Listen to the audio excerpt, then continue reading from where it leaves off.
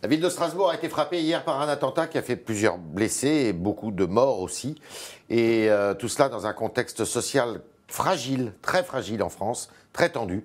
C'est avec Christelle Morançais qu'on va en parler ce matin, qui est la présidente de la région des Pays de la Loire et qui est également conseillère municipale du Mans.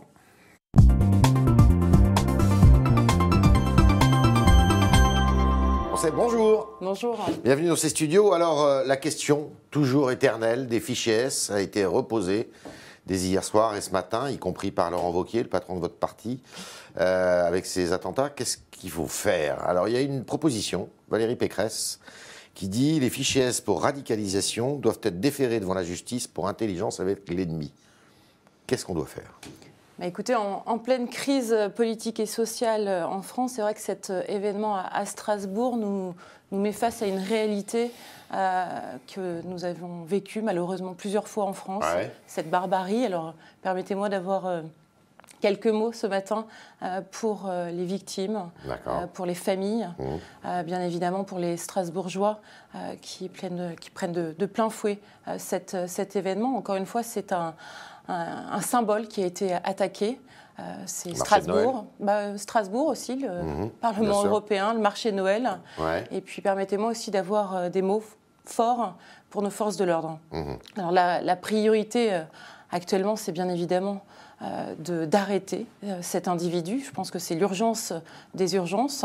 Le gouvernement a pris ses responsabilités, notamment en mettant le plan Vigipirate au plus haut, mais bien évidemment, mais bien évidemment, il faut agir, il faut prendre toutes les responsabilités et arrêter après chaque événement de se dire que c'est dramatique, mais rien ne se passe. Je pense qu'il y a vraiment urgence par rapport à ce que systématiquement, ce sont ces fichiers S qui sont à l'origine. Donc il faut mener une réflexion pour faire en sorte que ces gens-là soient mis hors d'état de nuire? Oui, tout à fait. C'est une vraie guerre contre le terrorisme islamiste que nous devons mener. Et je pense que c'est urgent d'agir. Du coup, avec ce drame, cette tragédie, est-ce que les Gilets jaunes doivent mettre fin à leurs rassemblements et aux manifestations qui sont prévues encore samedi dans plusieurs villes de France?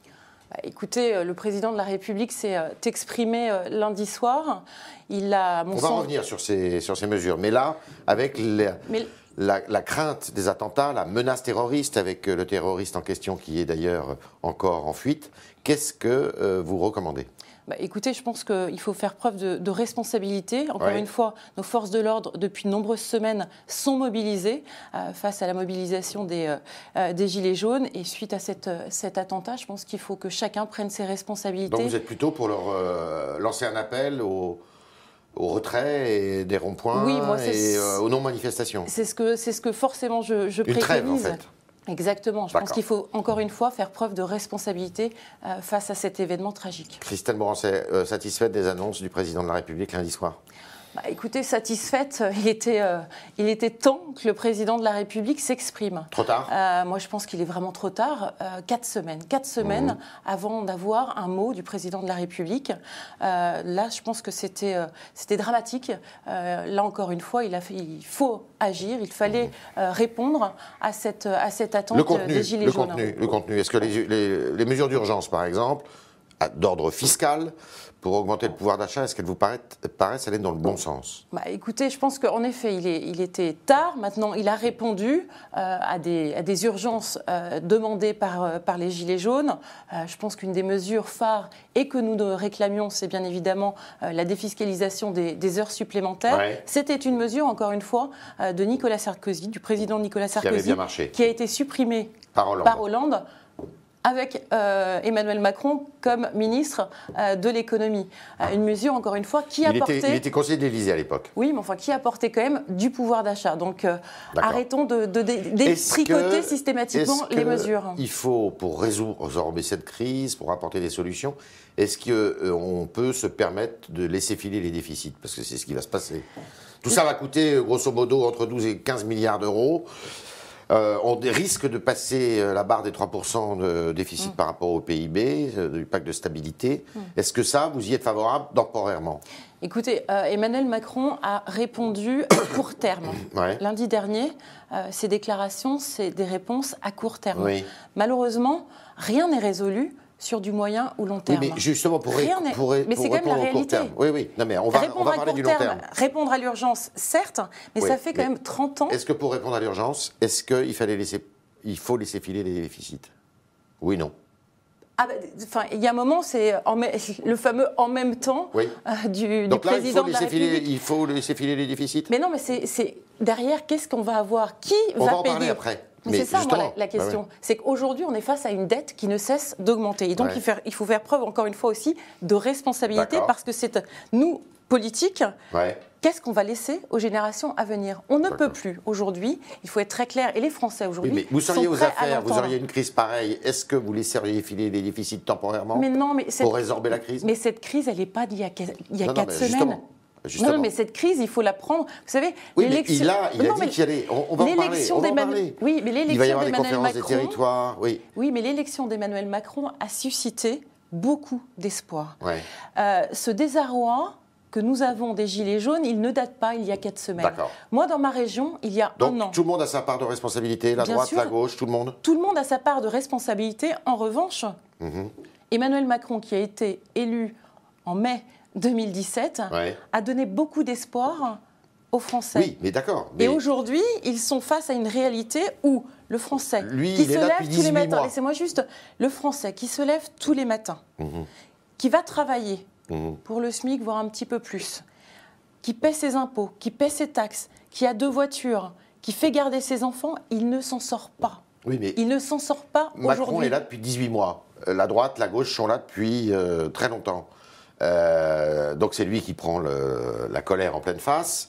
Qu'est-ce que ça dit? Ça dit qu'il y a eu de l'incompétence, il y a eu de l'immobilisme, il y a eu quoi de la part de la classe politique? Ça fait 30 ans que cette dette ne cesse d'augmenter, que personne n'écoute les territoires, que personne n'écoute les Français, et qu'aujourd'hui, la valeur travail, encore une fois, il faut la mettre au cœur des débats politiques. Il faut que le Français qui se lève le matin gagne plus que la personne qui reste chez soi. Et ça, c'est fondamental. En ayant toujours en tête, quand même, que cette dette, ce n'est pas possible. On va droit dans le mur. Comment on fait pour qu'ils gagnent mieux leur vie, ces gens-là? Comment on fait? C'est déjà, on baisse les prélèvements sociaux, les taxes et les impôts. Dès l'instant qu'on baisse les taxes et les impôts, qui sont le fruit d'augmentation depuis 30 ans. Mécanique, bien sûr, mais aujourd'hui, on enlève une taxe et on en remet 2 autres. On a une dette. Pardon? Il faut arrêter. Mais oui, parce que aujourd'hui, on a forcément. On est juste à titre d'exemple quand même.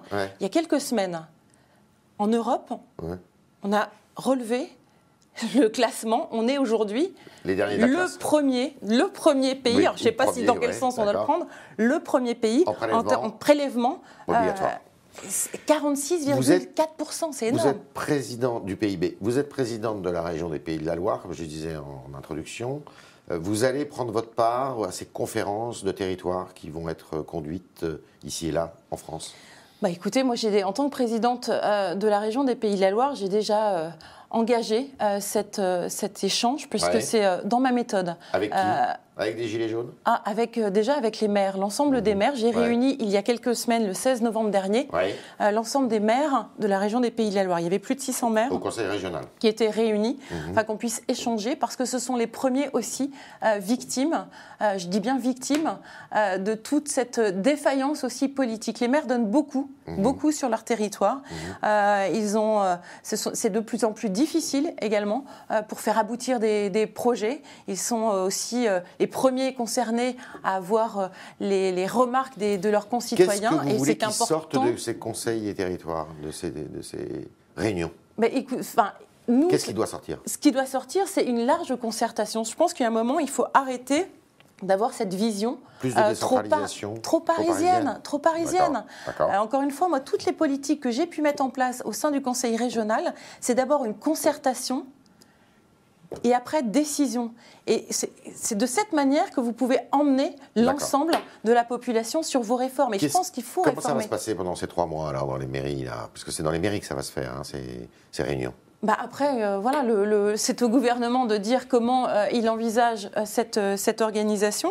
Mais bien évidemment, les régions prendront toute leur place. C'est ce que nous avons déjà fait. Nous avons déjà organisé chacun dans nos régions. Maintenant, ce qu'il en est sorti, c'est comment on met en place, tous ensemble, main dans la main. Il faut à un moment être capable de se dire, main dans la main, comment on fait pour répondre à cette urgence et à ce besoin, tout en ayant toujours en tête cette dette qui ne cesse d'augmenter. C'est tout l'équilibre et toute la difficulté.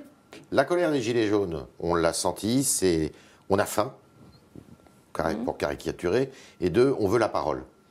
Quelle est votre analyse, vous? C'est quoi cette crise? Elle dit quoi? Cette crise, elle dit aujourd'hui que les gens n'arrivent plus à s'en sortir. C'est que la valeur travail, encore une fois, j'insiste là-dessus. Mais ils veulent aussi se faire entendre, hein. C'est-à-dire qu'ils ont une défiance énorme vis-à-vis du personnel politique. Mais oui, parce que ça fait des années qu'à chaque élection, pendant les campagnes électorales, on leur promet bons et merveilles, quel que soit le parti. Et j'inclus également le mien. C'est qu'à un moment, il faut avoir aussi le courage de dire les choses, le courage de réformer. Je pense qu'on est aujourd'hui, les Français sont prêts à entendre qu'il faut des réformes. Par contre, pour ces réformes structurelles, il faut les associer et il faut aussi montrer l'exemple. Et je pense que ça vient du plus haut niveau de l'État. On doit montrer l'exemple. Est-ce qu'il faut changer les institutions pour qu'il y ait plus de proportionnel, afin qu'il y ait plus de variété, je dirais, dans les élus? Est-ce qu'il faut ouvrir une chambre des territoires, c'est-à-dire voir si on ne peut pas réformer le Sénat? Est-ce que vous seriez favorable à tout ça? Il y a une réforme qui... Le référendum d'initiative populaire, est-ce que vous y êtes favorable? Écoutez, il y a une réforme constitutionnelle qui est en cours. Je pense qu'il faut... Elle a un peu de plomb dans l'aile, hein. Ça va être compliqué, mais quelles que soient les réformes, avec ce qui se passe actuellement, moi ce que je souhaite, c'est que notre pays puisse être réformé. Est-ce que vous êtes favorable au référendum d'initiative populaire? Est-ce qu'un référendum, si à chaque réforme, on doit faire un référendum, moi j'aimais vraiment beaucoup de prudence. C'est un peu la facilité. C'est un peu la voie du populisme, ça. On est typiquement dans les paroles d'élus qui essayent de trouver des solutions à la va-vite pour essayer d'apaiser, pour faire plaisir à tout le monde. Donc vous n'y seriez pas favorable? C'est pas que je ne suis pas favorable, c'est juste, il y a un moment, il faut être dans les territoires. C'est surtout dans les territoires que ça se passe. Et moi, c'est ce que je fais au sein du conseil régional, c'est de voir ce qui s'y passe. C'est là où les gens vivent. C'est pas dans les bureaux parisiens, je suis désolée. La réforme constitutionnelle doit d'ailleurs prévoir un droit à la différenciation dans les régions. Vous y êtes favorable, ça? Bien sûr, tout à fait. C'est déjà ce qu'on a déjà engagé sur certaines politiques. Dans un an et demi, il y a des élections municipales. La ville du Mans, 200 000 habitants, grosse ville. Vous serez candidate? Non, je ne serai pas candidate. Je l'ai dit très, très clairement dès que Bruno Retailleau m'a demandé de lui succéder à la tête du Conseil régional des Pays de la Loire. C'était un choix. Voilà, ça m'a demandé une réflexion parce que de partir au Conseil régional, je savais que je ne serais pas candidate au Mans. Je dis le Mans parce que vous êtes originaire du Mans. Qui va être candidat au Mans pour LR? Je suis originaire du Mans et je vis au Mans. Voilà. Qui va être candidat? Pour l'instant, voilà, on est en pleine réflexion. Vous aurez votre mot à dire? Ah oui, je vais prendre part 100% dans cette élection. On est avec Christelle Morancet, présidente de la région des Pays de la Loire, Les Républicains. Et nous continuons avec vos questions, chers internautes. Et l'excellent Jean-Baptiste Semerjian.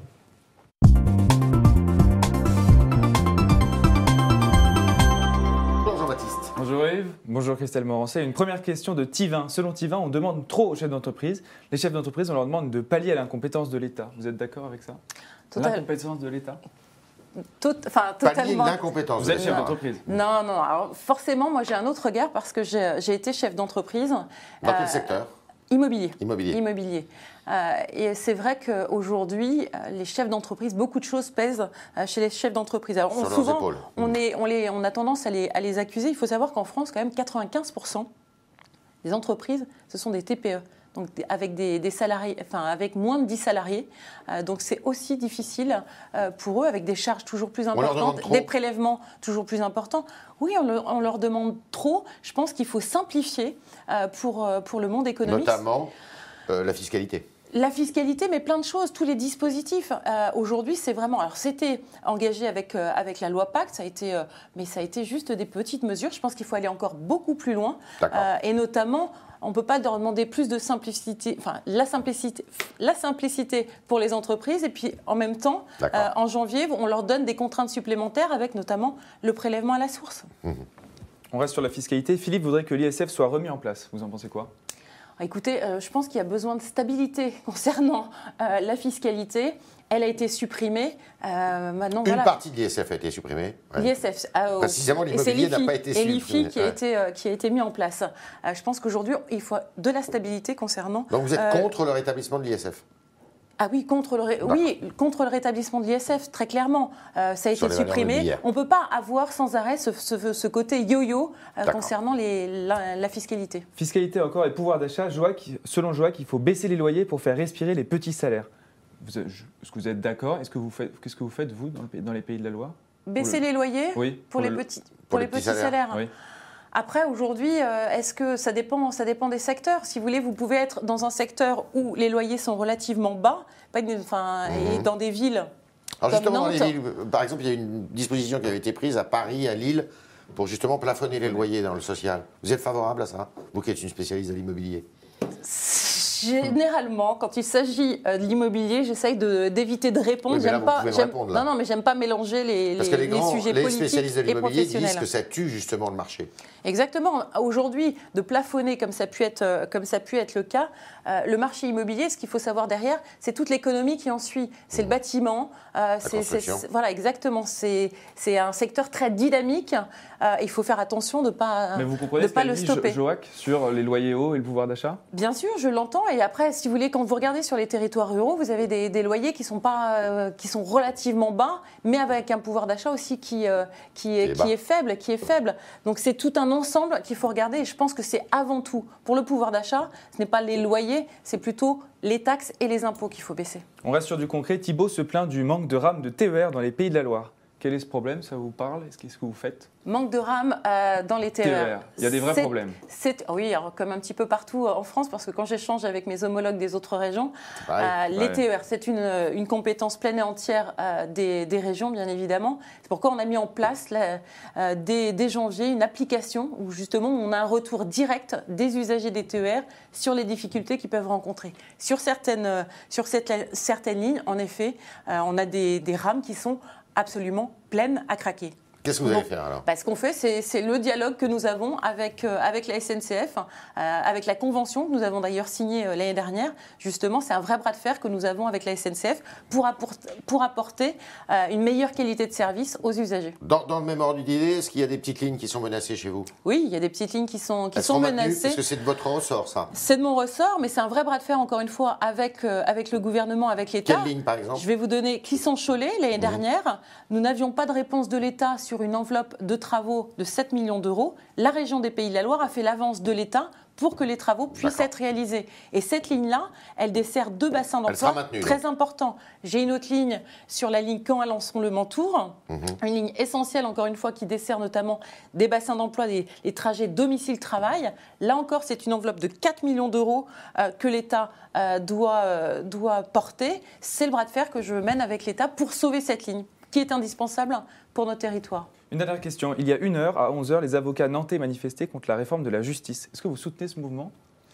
J'ai été interpellée, je dois les rencontrer dans les prochains jours, justement pour avoir un échange avec eux. Il y a des tribunaux d'instance qui vont être supprimés dans votre région? Il y a une réflexion et c'est pourquoi je souhaite m'entretenir avec eux. Vous y êtes favorable à cette réforme? Écoutez, là pour l'instant, moi je suis dans la concertation d'échanger avec les uns et les autres pour pouvoir avoir une position claire et précise. Une dernière question. La dématérialisation des actes, c'est ce qui fait partie de la réforme judiciaire. Ouais. Vous en pensez quoi? Vous êtes, je crois, référente de ce qui est numérique auprès de Laurent Wauquiez? Oui, alors économie et numérique, je pense qu'il y a un vrai virage du numérique à avoir. Ça a été le cas aussi au niveau des notaires. La dématérialisation des actes, c'est une avancée. C'est moins de papier aussi. Donc quand on est sur la transition énergétique et écologique et que j'appelle positive, je pense qu'il faut pouvoir accompagner justement cette transformation du numérique. Dernière question, vous êtes optimiste pour l'avenir de la France? Il faut être optimiste parce que c'est encore une fois de notre responsabilité, non pas pour nous. Mais les générations à venir, nos enfants et nos petits-enfants. Merci Christelle Morancet de nous avoir accordé toutes vos réponses à nos questions, y compris aux questions des internautes posées par Jean-Baptiste Sémerjian. Et à demain, si vous le voulez bien.